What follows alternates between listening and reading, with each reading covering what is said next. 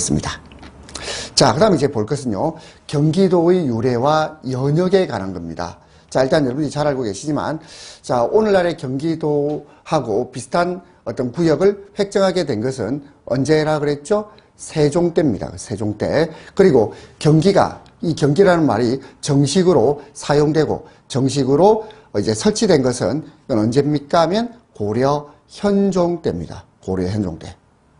자, 그래서 일단 다시 한번 우리가 객관식이나 아니면 또 상식 시험에서 일단 필요한 내용을 제가 뽑아서 여러분들한테 설명을 드릴 텐데, 자, 경기라는 명칭이 처음으로 이제 등장한 것, 이것은 고려 현종 때다.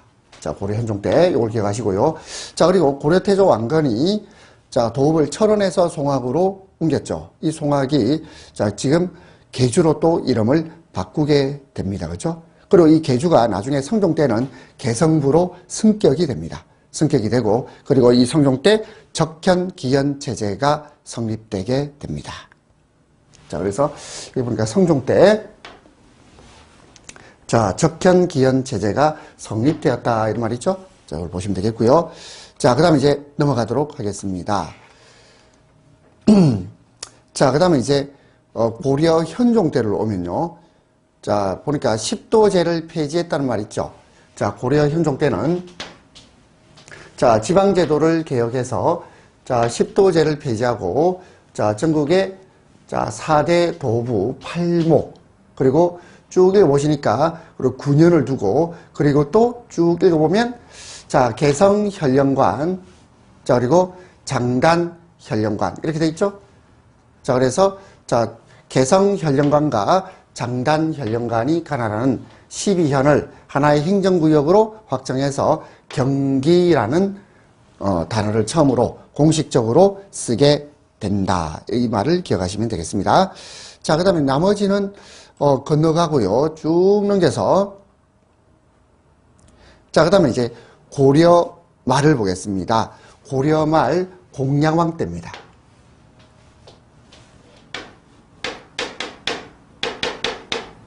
자, 고려말 공양왕 때. 자, 우리 공양왕은요, 고려시대 마지막 왕이죠. 이 공양왕 때 결국 이 고려가 멸망하고 조선으로 넘어오게 되는데, 이 고려 말 때 경기의 범위가 좀 확장이 돼요. 확장이 되고 좌우로 분도가 됩니다.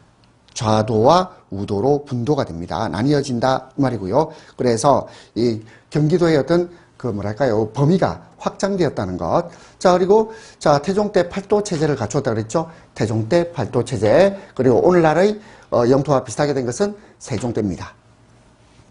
자, 그렇다면 자, 여러분들이 보셔야 될 것은 경기라는 말의 유래는 고려 현종에서 시작되어서 그리고 고려 말 공양왕 때 그 범위가 확장되었고요. 태종 때 팔도 체제가 성립되었고 세종 때 오늘날의 경기 지역으로 일치하게 된다. 뭐 비슷하게 된다. 이렇게 생각하시면 되겠습니다. 자, 그러면 고려 말 또는 조선 초에 이 경기 지역이 확장되었던 여러 가지 이유 중에 하나를 자, 책을 통해서 확인을 해 보겠습니다. 자, 보면 자, 이성계 일파라는 말로 오죠. 자, 이성계. 자, 조선의 초대왕이죠. 그죠? 이성계입니다. 자, 이성계 일파가 사전을 개혁하기 위한 것과 때를 갖췄다. 사전을 개혁했다는 말이 있는데 사전의 뜻을 한번 생각해 볼까요? 사전이 뭐죠? 사전은 수조건이 개인에게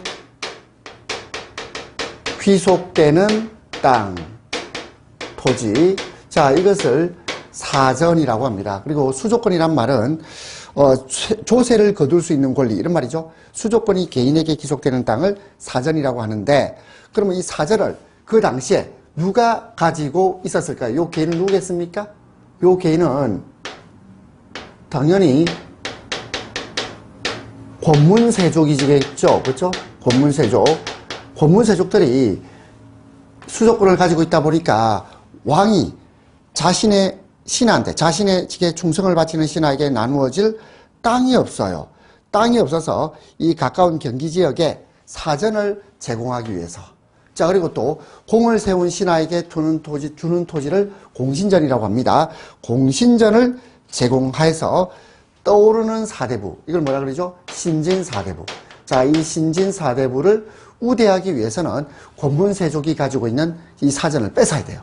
그래서 사전을 개혁했던 때하고 때를 같이 하고, 그래서 이 경기라는 것은 결국은 어떤 의미를 가지고 있냐면 왕을 보위하는 그런 의미를 가지고 있어요. 그리고 왕실과 관청의 경비를 조달하는 그런 기능을 담당하고 있다는 것을 알 수 있습니다. 자, 그래서 자, 이 신진사대부를 우대하기 위해서 경기를 확장했습니다. 그리고 또 자, 우리 군인을 먹여 살리려면 비용이 들죠. 그래서 이 군전을 두어서 또 군사들을 양성할 필요가 있었습니다. 그래서 경기는 결국 수도를 보호하고 방위하는 수단으로 그렇게 활용이 되었다 이 말입니다. 자, 이 정도 보시면 되겠습니다. 자, 그 다음에 이제 같은 내용이 반복되고 있는데요. 쭉 넘겨서, 자, 태종 때 노죠. 태종 때 팔도체제가 확립되었다는 것. 다시 한번 보겠습니다. 태종 때 팔도체제 확립. 자, 그 다음에 세종 때 오늘날의 경기도 관내와 거의 일치한다. 이런 말로 옵니다. 그죠? 자, 그 다음에 이제 건국 초기.